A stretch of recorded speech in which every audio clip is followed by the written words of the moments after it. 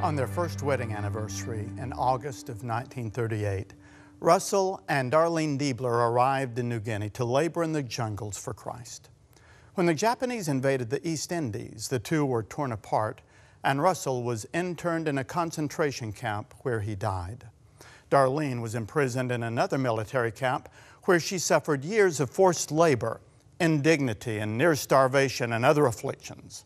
One day she was singled out for execution.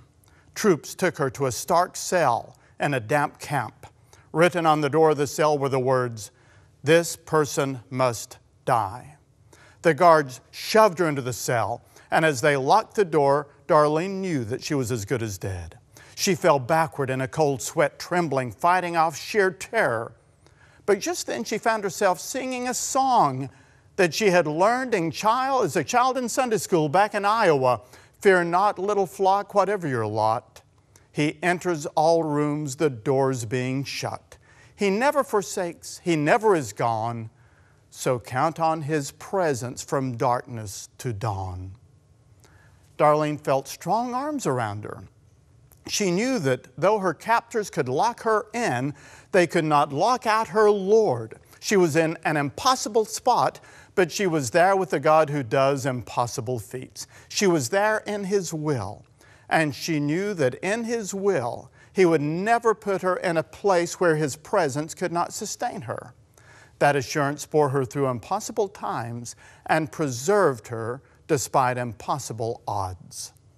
In his first letter, the Apostle Peter told his beloved readers, "Don't think it strange concerning the fiery trial, which is to try you, as though some strange thing were happening to you." In other words, he was saying Christians shouldn't be surprised when, in seeking to do God's will, we find ourselves trapped in painful, frightening, difficult, or impossible situations. Life is hard, especially for Christians. We have a determined enemy seeking to devour us. Jesus warned us that in this world you will have tribulation. But then he added, "Be of good cheer, I have overcome the world." God allows our faith to be tried, and He permits troubles to crowd into our lives. Sometimes they seem more than we can bear, but Christ can bear them. The first step toward peace is to frequently remind ourselves that the Lord has either put us in this difficult place or has allowed us to be there for reasons perhaps only He knows. It is certain that we will face difficulties and that God will allow them. Moses and the Israelites found themselves caught between the devil and the deep Red Sea. So are we sometimes overwhelmed by life's problems. But God delivered the Israelites, and He will deliver us too.